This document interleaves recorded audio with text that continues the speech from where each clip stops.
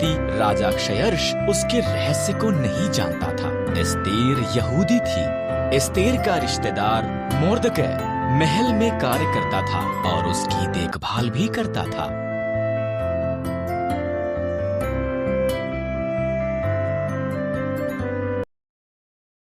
राजा क्षयर्ष के सलाहकार हामान ने एक बड़े इनाम को प्राप्त किया। वो बहुत घमंडी था। मोर्दकै के सिवा हर कोई उसके आगे सिर झुकाते थे। हामान अपमानित हुआ। उसने मोर्दकै और सभी यहूदियों को मारने की प्रतिज्ञा की।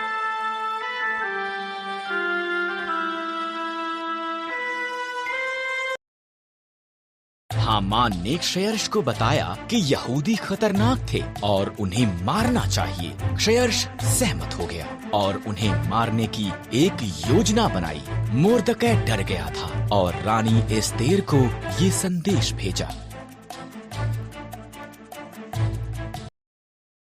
राजा के मन को बदल।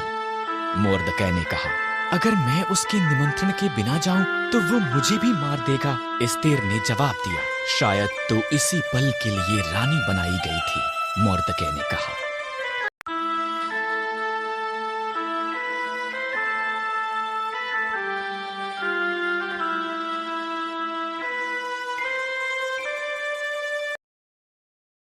एस्तेर साहस के साथ ये प्रयास करने के लिए सहमत हुई। वो सिंहासन के कमरे में गई। राजा क्षयर्ष उसकी सुंदरता से चकित हुआ और उसे अंदर निमंत्रण दिया। क्या हम हामान के साथ रात का खाना खा सकते हैं? उसने पूछा।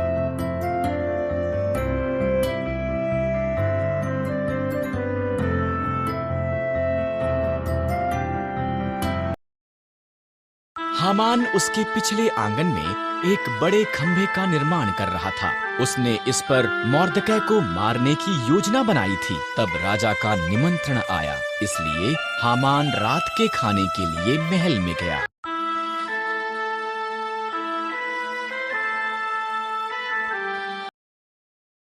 एक मनुष्य मुझे और मेरे लोगों यहूदियों को मारना चाहता है। एस्तेर ने राजा क्षयर्ष को बताया। कौन ऐसी बात करेगा? उसने पूछा। दुष्ट हामान। एस्तेर रोई। हामान, सिपाहियों, उसे मार दो। इस तरह हामान उसी खंभे पर टांग दिया गया जो उसने मोर्दकै के लिए निर्माण किया था। एस्तेर के कारण यहूदी बचाए गए थे। उन्होंने एक बड़ा त्योहार मनाया जिसका वो आज तक भी जश्न मनाते हैं।